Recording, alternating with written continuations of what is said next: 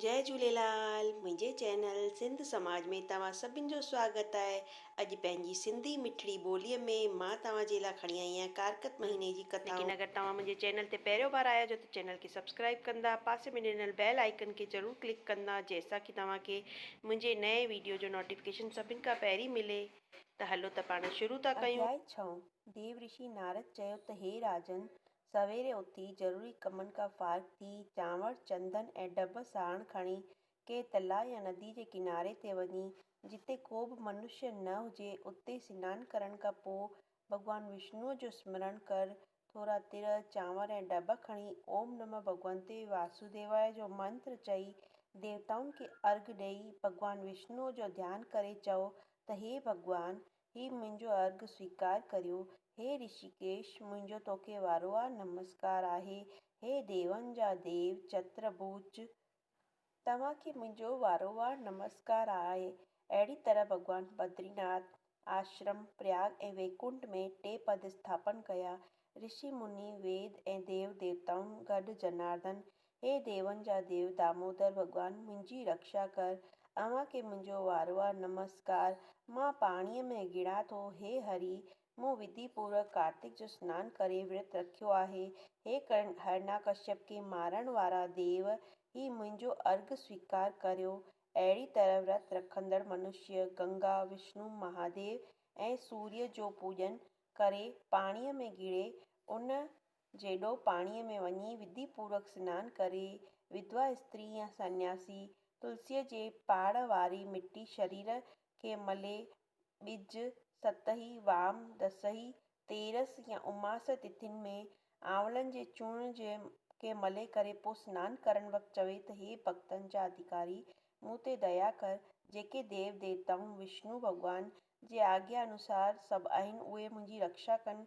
रहस्य ऐं पूर्ण मंत्रनि सां वेद ऐं इंद्र आदि देवताऊं, कश्यप आदि ऋषि मुनि मूंखे पवित्र कनि। गंगा आदि नदियूं, तीर्थ, समुंड मूंखे पवित्र कनि। आटिताती, पति, विति, यक्ष, टिनी लोकनि, नांग देवताऊं ऐं पर्वत मुंहिंजा कल्याणकारी थियनि। अहिड़ी तरह व्रत रखंदड़ सनानु करे हथ में माला धारण करे देवपुत्र शिव मनुष्य उन्हनि सभिनि जो विपरन कनि। तंहिंखां पोइ व्रत रखंदड़ जल खे ॿाहिरि अची शुद्ध वस्त्र पाए हरिअ जो पूॼन करे सत भावना सां चंदन ऐं गुल खणी देवताउनि खे अर्घ ॾेई करे चवे त मूं पूरे नियम अनुसार कार्तिक महीने में सनानु कयो आहे। तंहिं करे हे हरि, मुंहिंजो अर्घ राधा सहित तव्हां स्वीकार कयो।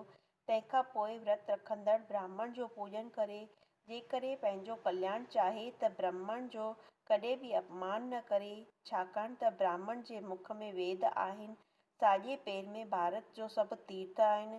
ब्राह्मण भॻवान विष्णुअ जो रूप आहे। व्रत रखंदड़ जेकॾहिं विधिअ पूर्वक देवताउनि जो पूॼन करे त सो विष्णु लोक में वञे थो। कार्तिक जहिड़ो व्रत ॿियो को बि कोन्हे। इते श्री पद्म पुराण कार्तिक मातम जो 6हों अध्याय पूरो थियो। बोल श्री कृष्ण कन्हैया लाल की जय। अध्याय 7। देव ऋषि नारद चयो त हे राजा प्रथु, हाणे मां तोखे कार्तिक व्रत जो नेम ॿुधायां थो, जो सावधान थी ॿुध। कार्तिक जो व्रत रखण वारे मनुष्य खे घुर्जे त विषय भोग खां पासो करे मनुख, माखी, राई, पराओ अन्न ऐं ॿिए जे झगड़े में न पवे। मुसाफ़िरी करण, देवता, ब्राह्मण, गांइ, गुरु, राजा, स्त्रीअ जी निंदा करण छॾे ॾे। चणा, मटर, तिर, तेल, बाजरी, मिठाई, गंदा लफ़्ज़ ॻाल्हाइण, कंहिं प्राणीअ जे शरीर जो मांस, लीमो, मसूर जी दाल ऐं जूठो खाधो खाइण छॾे ॾे।